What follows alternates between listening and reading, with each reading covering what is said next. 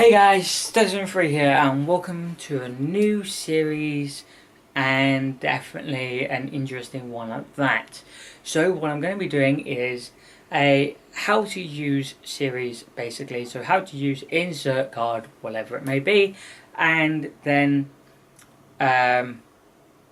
I'm going to talk about it. Usually these are going to be underestimated cards, the cards people think are really bad for certain reasons, and I'm going to tell you pretty much why people consider it and stuff like that. So we're going to first off start with one of my favourite monsters of all time, Elemental Hero Divine Neos, or if you follow Japanese, Elemental Hero God Neos.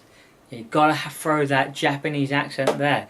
And the reason why it's one of those monsters people really think are quite bad is usually down to its summoning conditions.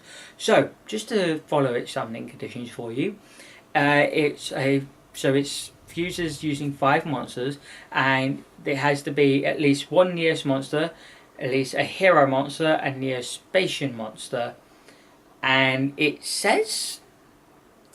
And then you can use a NEO-SPACE monster as well. So you don't have. You can technically, in theory, do 1 elemental hero Neos, 4 heroes, and then 3 heroes and what's it called?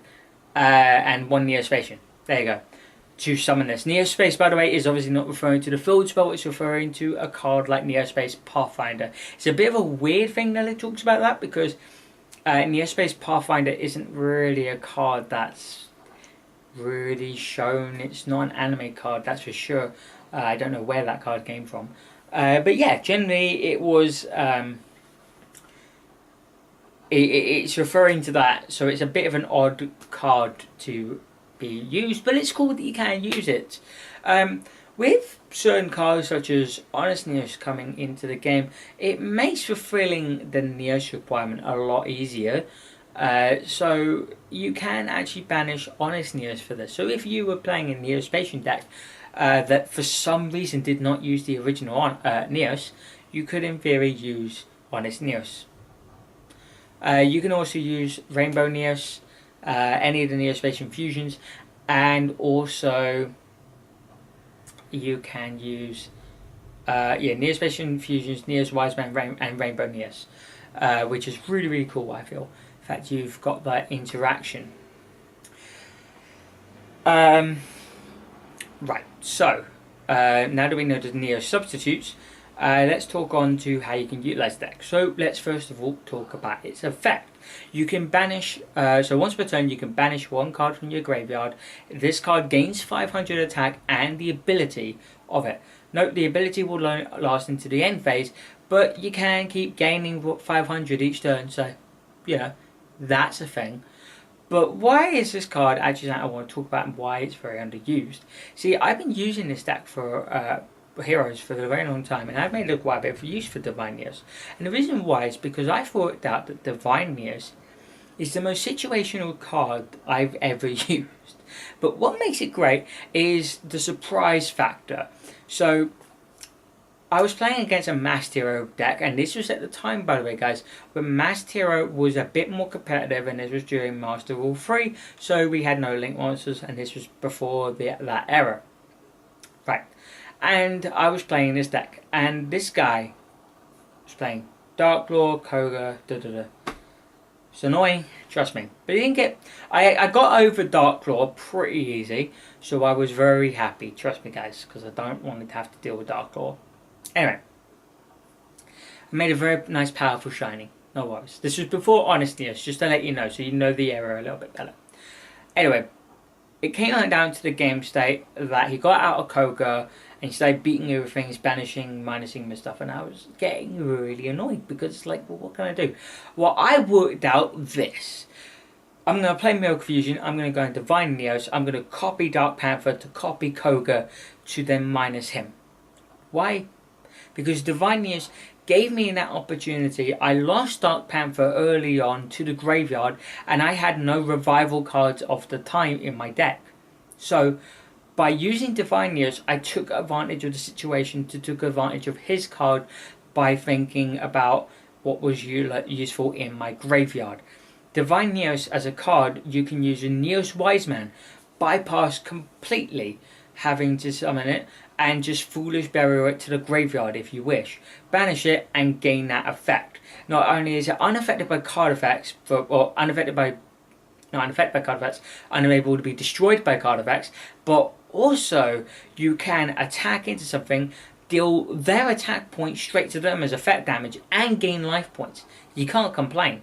You can also copy Rainbow Neo. So for example, let's say you went crazy. You were like, bro, I'm going to play Gil Dogma or whatever it's called. I'm going to send Rainbow Neo straight to the graveyard. And then just go, oh, I've summoned that Divine Neos, because why not? And then you went, alright, I'm going to banish Rainbow Neos to gain its effect. You can? Why not? And you can also, if you don't know, Elemental Hero Neo-Bomberman, unsunnable now because of Metamorphosis. It's cool. If you want to run it, you could foolish it to the grave, polyfab 0, do something to get it in the graveyard, banish. You have a Divine Neos that can kill anything. Can't complain. It's really, really good. This card is a very situational card, and I will never deny that. But however, you can make so much use out of it, reusing your card's abilities. If you want to reuse Honest Neos, reuse Honest Neos. If you want to reuse VYON for searching for poly, then you can do that. But the thing is people aren't giving Divine Neos a chance because of the summoning condition. But here's some tips for you. You can play Future Fusion if you want to dedicate to it. You could play Miracle Fusion. If you want, play poly and fuse all cards in your hand. I wouldn't recommend it, but you can. And if you play Diffusion, here's a combo for you. Don't use the effect. Summon him out as a 2/5 beat stick and attack. Play Defuse, bring everything back, and attack for 5 extra cards. That is 6 attacks in that turn. Yes, you can do that. It's a good idea, I think. I don't know, if you happen to have Flash Fusion in hand somehow, boom, bring them all back into Divinius. You can. But the point I'm trying to get at is, guys, this card is very underestimated because people don't really think so much about the base of him and the fact that hero as an archetype are very graveyard reliant, and that is what we use. This guy is a symbol of using all our cards' greatest strengths to be stronger, and he is a perfect symbol of that. I think you guys should really rethink about the card, and I think give it a shot. If it's not for you, that's fair enough. This is a perfectly janky card for me, and it works. So I'll try and maybe get a couple games utilizing it. Maybe we'll see. I don't play Yu-Gi-Oh as much now. I don't really get the chance, but at the end of the day, thank you guys for watching.